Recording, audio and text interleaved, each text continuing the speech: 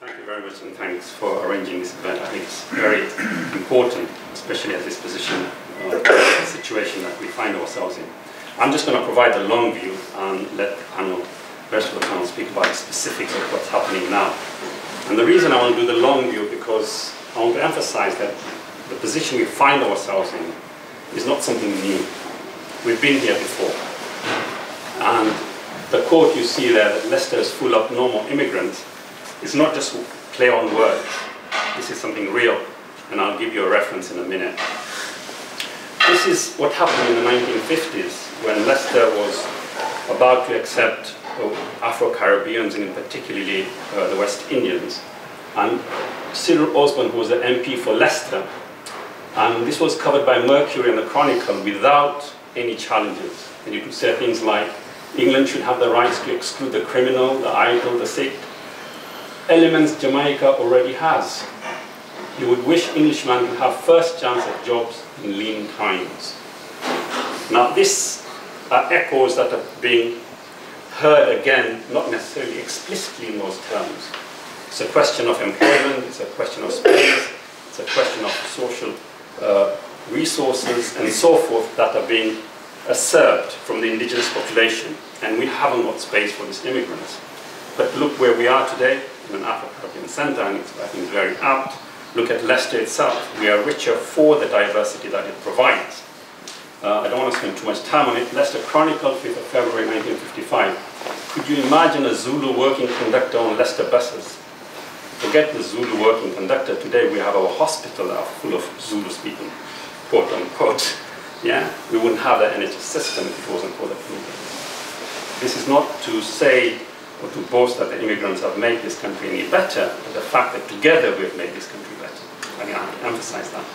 And the other point I have to emphasize is if we are concerned about jobs, then we should consider the multinational companies that are giving jobs to satellite nations like India and so forth. We're losing more jobs through that than through immigrants coming to Leicester. It's the fact that our companies are giving out jobs and having call centers abroad. And there's a really a disconnection that we need to understand. I just missed that one because we haven't got much time. But Leicester Mercury during the 1950s, this is no longer, thank God, it's no longer available, sort of not this kind of tones, but it is still there, especially regarding Muslims. So you hear any crime committed by a so-called colored person, his phenotype, his identity, his color was always in the press. So today you will hear about Muslim terrorists, Muslim has done this, Muslim has been arrested, Muslims are refugees, so forth. 1950s, this is Leicester Mercury. Colored man has been jailed for biting a policeman. Girl says Negro held him for captive. Husband who wanted to attack a colored man is free. 2 colored businessmen are sent to trial. Colored conductor is out on bail. You can just change that color for a Muslim today. You see the same thing being repeated again. 1955. This is a Chronicle, which is one of the big papers in Leicester at the time. One of the biggest problems the Jamaicans presented was to find suitable accommodation. He heard, this was the inspector who was going around with the people of the Chronicle. He heard that tens of Jamaicans living in a small house. When the inspector comes around, they all jump out and they jump the housing queue. Hence the whole problem about that. Same thing, yeah? We're just changing the time.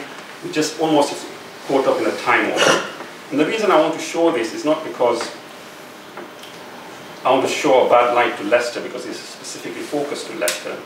It's because there were people like us, or like you, for me coming as an immigrant myself, who helped people like me to come in and made Leicester what it is. And I think I'm grateful for them, and hopefully we can make it better for the other people to come in and make the city for what it is today and make it even better.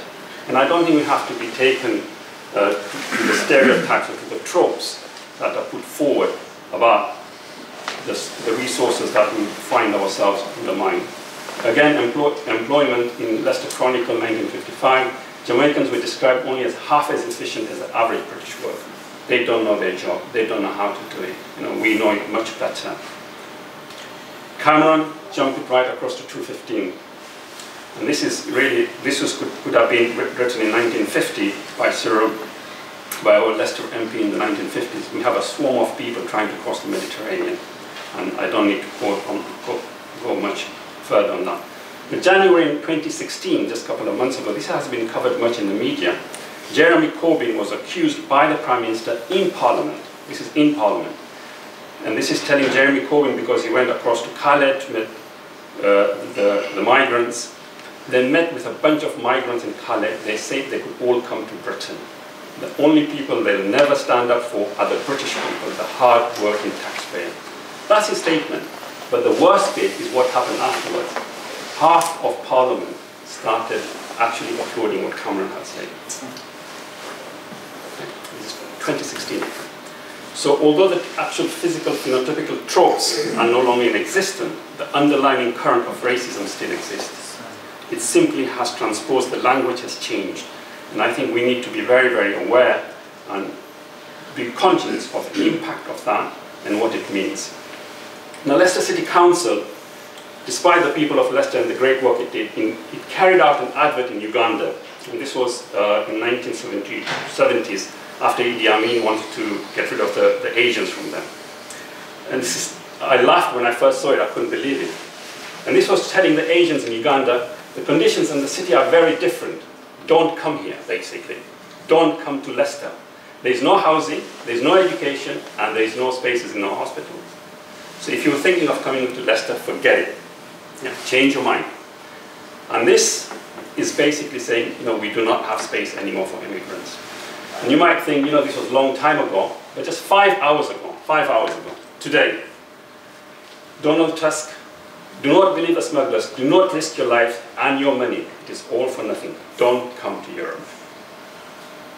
Okay. You couldn't make it up. You could simply not make it up. We are exactly where we were in the past.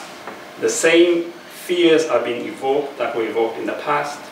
And the same, if you like, wedges are trying to be put between different communities and sectors. I'm sure I could speak a lot about the need, the humanitarian concerns that we should have and so forth. But I'll leave it to the rest of the panels and just focus on this historical context. Thank you very much.